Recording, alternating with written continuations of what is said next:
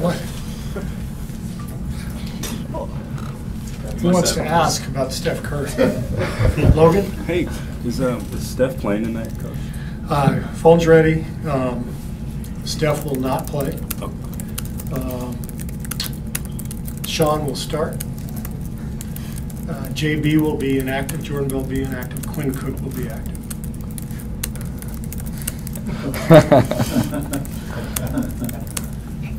Just let me know when you're done. Have you ever solved one of those? That was in the crossword puzzle the other Just day. did. Took me less than one tweet. Blank cube. One of the crosswords I was doing. Blank. There you go. Coach, Mo Spates obviously has incredible memories here.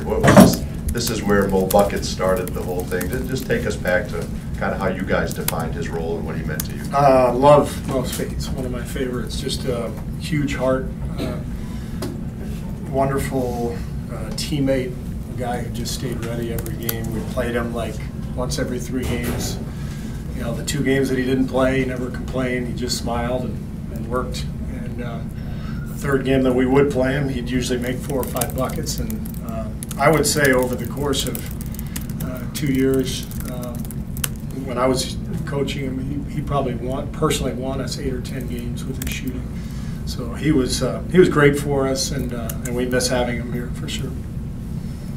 Steve, is Steph's thigh bruise more severe, less severe than KD's last week, and is your approach to him basically just to give him a few days to see how it very responds? very similar to KD's. You know, if it were a playoff game, he'd play, but it's pretty sore. Same situation now. We've got 2 days before our next game, so this gives us a chance to really get it healthy and right. But he was pretty sore. Didn't do anything yesterday or today, and so he's just been getting treatment, and it's a no-brainer to rest him. Steve, what went into the decision to recall Damian Jones and to make him active? He's not active. Damian is not active. Oh, so did you say? Quinn Cook is active. Jones, but we wanted Damian to be here for shoot-around and for the game just because he's been gone for a couple weeks, I think, down in Santa Cruz. And, you know, there comes a point where, you know, you send a guy down, he starts to feel like he's not part of the team anymore, and that's not the case. He's a big part of our team. He needs to play, which is why he's in Santa Cruz. But they've got a couple nights before their next game, and so we brought him up for practice today and for the game tonight, although he won't suit up. Steve, Dante stole my thunder with his question about Spates, but I'm going to ask it anyway.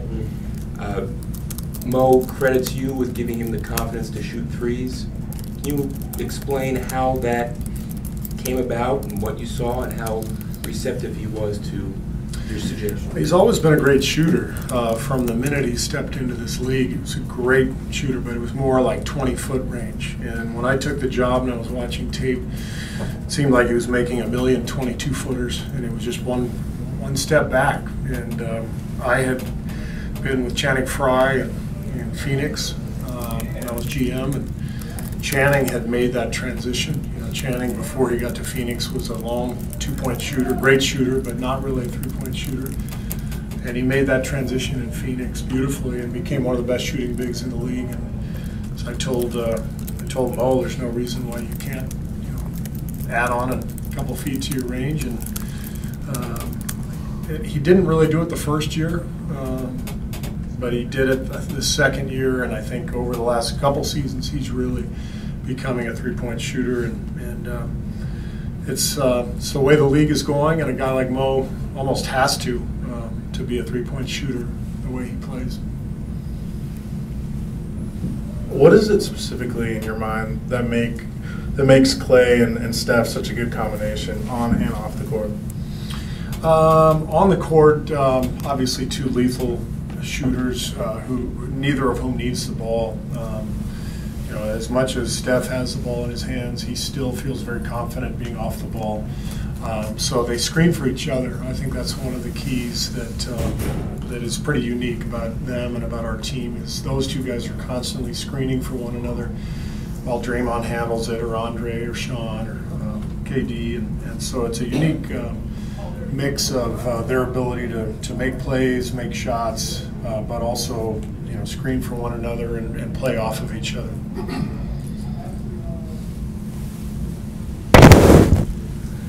Steve, it's obviously a different position and skill set with Steph and Kevin. So when you have a position where you're one of those guys are down, what's the similarities, differences of you guys kind of filling in those gaps when you look at last week when Kevin was out? Well, I'm sure Kevin will have the ball more tonight than he normally does. He'll probably run a lot more screen and rolls. Obviously, we will put the ball in Steph's hands an awful lot on high screens, but not exclusive to him. We use a lot of different ball handlers and playmakers. So when Steph's out, that opens up a lot of opportunity for other players to make plays and handle it, and KD will probably fill that void tonight quite a bit. Steve, for years, Frank Vogel ran two bigs, kind of slowed down, beat you up at the rim type thing, went to 85-82. Are you impressed with how he's switched to this, adapting NBA game? I'm impressed but not surprised. Frank's always been an innovator. I've stolen quite a few things from him over the years. He's really a sharp basketball mind. I think he knows that he's got to play to his talent. He did a great job of that in Indiana with Roy Hibbert and D.West, kind of beating you up, playing that style. But this is a different team that he's got now. He had to learn his team last year. Obviously, they had a tricky roster and one that hadn't had success yet. So he really needed to feel it out and see what he had. And I think they've done a really good job of kind of sorting through the roster, figuring out how to put it together. They've added some nice pieces, and I think Frank has just done a fantastic job of figuring it out and adjusting the offense to his personnel. Big shoes for Sean to fill, but he's a capable player. What do you hope he shows tonight? Well, it's an incredible luxury to have Sean Livingston coming off the bench. You remember 2 years ago, first game of the playoffs, Steph got hurt against Houston. Missed, I think, that game and then 6 more. Yeah. He didn't come back till Game 3 of the Portland series. And so we went like 5-1. 5-1 with Sean, without Steph Curry in a playoff game. So that's the luxury of Sean, and he's there whenever we need him. He doesn't seem to mind if we don't call his number, and when we do, he's ready. So it's the mark of a pro, and feels like we just have a starting point guard, which we do when Sean is out there. So we're pretty lucky. Anything else? I'll have a yo-yo next time. Bring a book or something, right?